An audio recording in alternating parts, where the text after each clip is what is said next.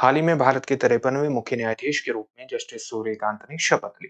एक मुख्य न्यायाधीश के रूप में उनकी किस प्रकार की चुनौतियां होंगी, साथ ही उच्चतम न्यायालय के न्यायाधीशों की नियुक्ति की प्रक्रिया क्या होती है, वो किन शर्तों के आधार पर पद को धारण करते हैं, उनकी हटाने की शर्तें क्या हैं, इन सभी विषयों पर बात होगी।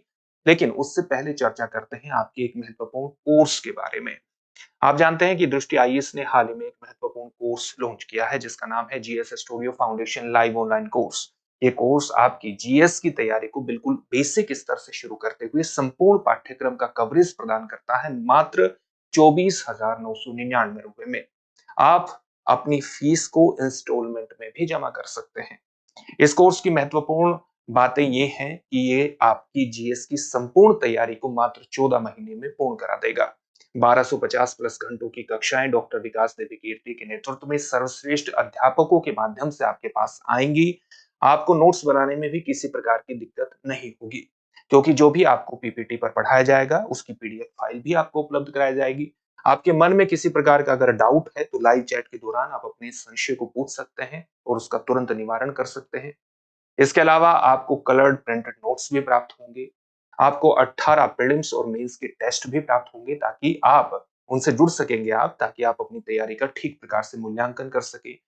2 वर्षों तक आपको करंट अफेयर्स की क्लासेस का कवरेज भी प्रदान किया जाएगा। इस प्रकार के एक व्यापक सुविधा इसके अंतर्गत आपके लिए रखी गई है ताकि आपकी जीएस की तैयारी को संपूर्णता प्रदान की जा सके और आप अपनी आईएएस की परीक्षा में सफलता हासिल कर सके।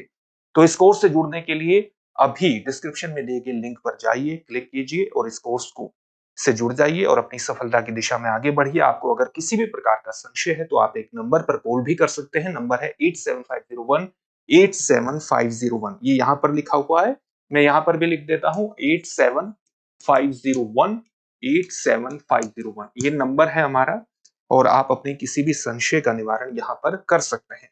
अब बात करते हैं अपने टॉपिक के रूप में टॉपिक के ऊपर। आप जानते हैं कि भारत के 53वें मुख्य न्यायाधीश के रूप में जस्टिस सूर्यकांत की नियुक्ति हुई है और आप ये भी जानते हैं कि हमारे देश के संविधान के आर्टिकल 124(2) के तहत भारत में मुख्य न्यायाधीश की नियुक्ति किसके द्वारा की जाती है? राष्ट्रपति के द्वारा ये नियुक्ति की जाती है। और राष्ट्रपति किसकी नियुक्ति मुख्य न्यायाधीश के रूप में करते हैं?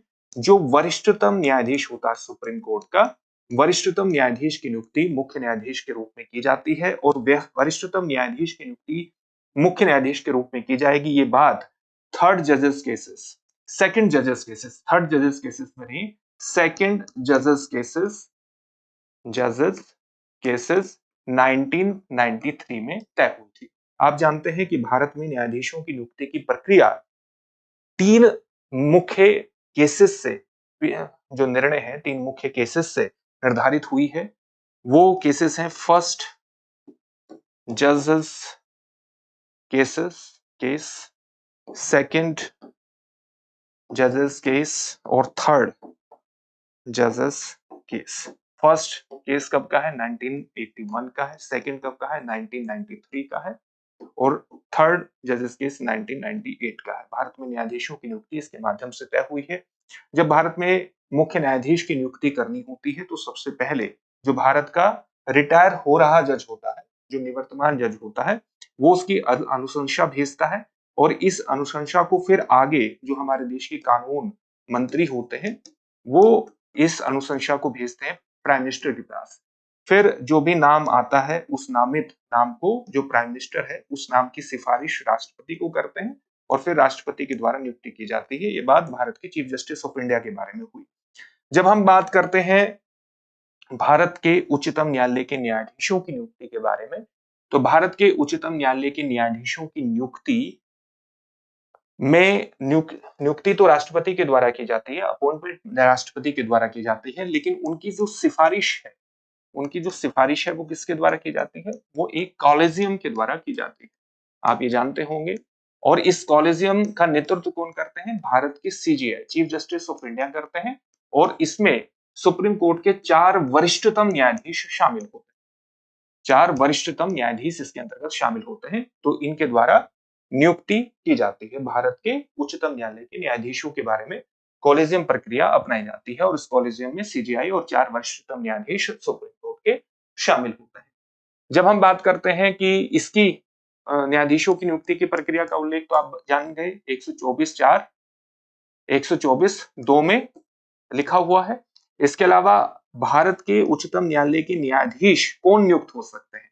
जब इसकी हम बात करते हैं तो एक शर्त यह है कि वो भारत का नागरिक होना चाहिए, उसी की नियुक्ति भारत के उच्चतम न्यायालय के न्यायाधीश के रूप में हो सकती है। और कुछ और शर्तें हैं, जैसे एक शर्त क्या है, एक तो भारत का नागरिक होना चाहिए और एक है कि ऐसा कोई भी व्यक्ति जो लगातार उच्च न्यायालय का 5 वर्ष तक, उच्च न्यायालय में 5 वर्ष तक लगातार न्यायाधीश रहा हो, 5 वर्ष तक, या इसके अलावा अगर कोई उच्च न्यायालय में लगातार 10 वर्षों तक अधिवक्ता रहा, 10 वर्षों तक अधिवक्ता रहा हो, उसकी नियुक्ति की जा सकती है। या ऐसे भी व्यक्ति नियुक्त किया जा सकता है जो राष्ट्रपति की राय में एक प्रतिष्ठित न्यायविद, राष्ट्रपति की राय में एक प्रतिष्ठित न्यायविद हो, उसकी भी नियुक्ति भारत के मुख्य न्यायाधीश, भारत के न्यायाधीश के रूप में, उच्चतम न्यायालय के न्यायाधीश के रूप में की जा सकती है। तो ये तय, और किस उम्र तक ये न्यायाधीश रह सकते हैं? 65 वर्ष की आयु तक न्यायाधीश रह सकते हैं। इसके अलावा एक मुख्य शर्त ये होती है कि भारत का जो भी उच्चतम न्यायालय में न्यायाधीश रह लेता है, वो रिटायर होने के बाद किसी भी न्यायालय में या किसी अधिकरण में वकालत नहीं कर सकता, ये भी तय होता है। किन शर्तों के आधार पर हम उच्चतम न्यायालय के न्यायाधीश को हटा सकते हैं? शर्तें क्या हैं? मुख्यतः आप कह सकते हैं कि सिद्ध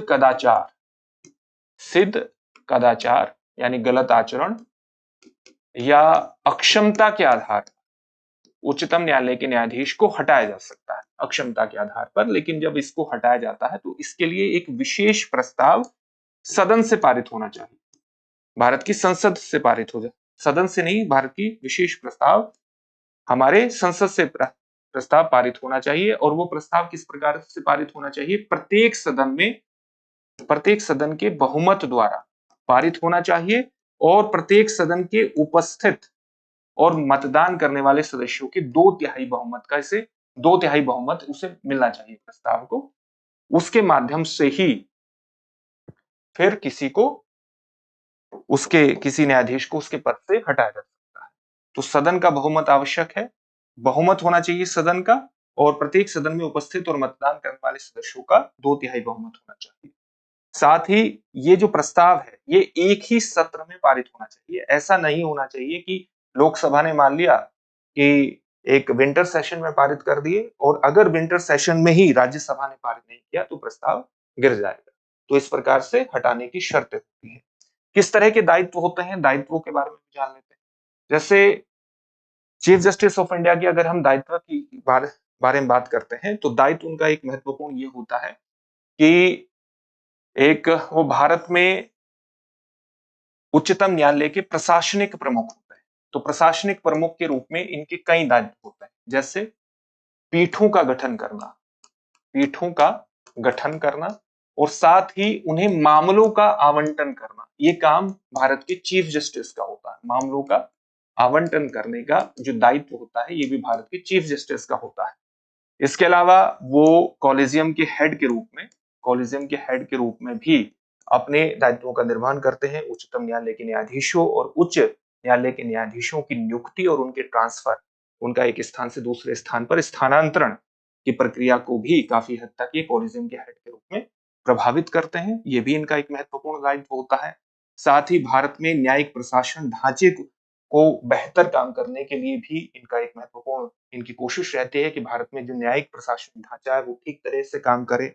साथ ही न्याय प्रदान करने के कौन से वैकल्पिक समाधान हो सकते हैं न्यायिक प्रणाली के, या कोई भी न्यायिक विवाद निपटाने के क्या वैकल्पिक समाधान होते हैं, उसका भी विकल्प तलाशने की लगातार कोशिश करते हैं। इनका महत्वपूर्ण काम यह होता है। साथ ही अगर मामले बहुत बड़ी संख्या में लंबित हो गए हैं तो उसको भी ये कम से कम करने की कोशिश करते हैं। जो जस्टिस सूर्यकांत हैं, ये कई महत्वपूर्ण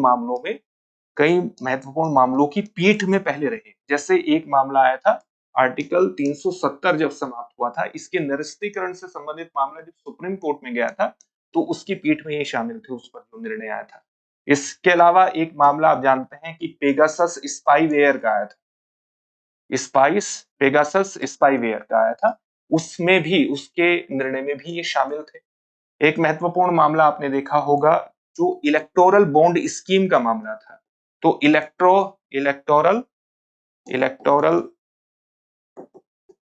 बॉन्ड स्कीम का जो मामला था, इसको जब असंवैधानिक घोषित किया गया था, तो उस मामले में भी ये शामिल थे। तो आप देख सकते हैं कि कई महत्वपूर्ण मामलों में इनकी भागीदारी रही है। एक ही देशद्रोह कानून जो धारा 124 ए से जुड़ा हुआ था, तो उसके सस्पेंशन के मामले में भी ये शामिल रहे थे। इनके सामने किस प्रकार की चुनौतियां होंगी जस्टिस सूर्यकांत के सामने?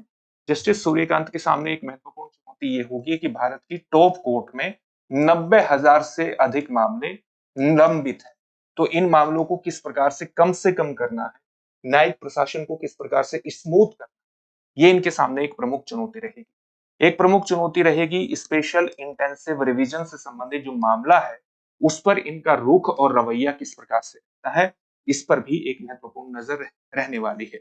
साथ ही इलाहाबाद हाई कोर्ट के जस्टिस हैं जस्टिस शेखर कुमार यादव, उन पर आरोप है भड़काऊ भाषण के, तो उन पर किस प्रकार का निर्णय आता है, किस प्रकार का ये उस पर जजमेंट लेते हैं, निर्णय देते हैं, वो भी एक महत्वपूर्ण मामला रहेगा। तो इस प्रकार के कुछ महत्वपूर्ण मामले हैं जो आने वाले समय में इनके सामने रहेंगे। साथ ही न्यायिक प्रशासन के अंतर्गत, या आप कह सकते हैं कि उच्चतम न्यायालय में महिला न्यायाधीशों की संख्या को किस प्रकार से बढ़ाया जाए, ये भी एक महत्वपूर्ण मुद्दा है जो इनके सामने रहेगा। तो इन चुनौतियों से ये किस प्रकार से उभरेंगे, या इन चुनौतियों से किस प्रकार से इन चुनौतियों का समाधान करेंगे, ये देखने वाली बात होगी। ये बेसिक बातें हमने इनकी नियुक्ति और उससे संबंधित जान ली है। अब आपके लिए एक प्रश्न है जिसका उत्तर आपको कमेंट बॉक्स में कमेंट करके देना है, और प्रश्न है उच्चतम न्यायालय के न्यायाधीश को हटाने का आधार क्या हो सकता है? आपके सामने ऑप्शंस हैं, केवल राजनीतिक असहमति, सिद्ध कदाचार या अक्षमता, वरिष्ठ न्यायाधीशों का विरोध, या राष्ट्रपति की इच्छा। इस प्रश्न का उत्तर कमेंट बॉक्स में कमेंट करके जरूर दीजिए। फिर से एक नई सेशन में आपसे मुलाकात होगी। धन्यवाद। अब एग्जाम की तैयारी को और बेहतर करने के लिए हमारे चैनल को लाइक, शेयर और सब्सक्राइब करना ना भूलें।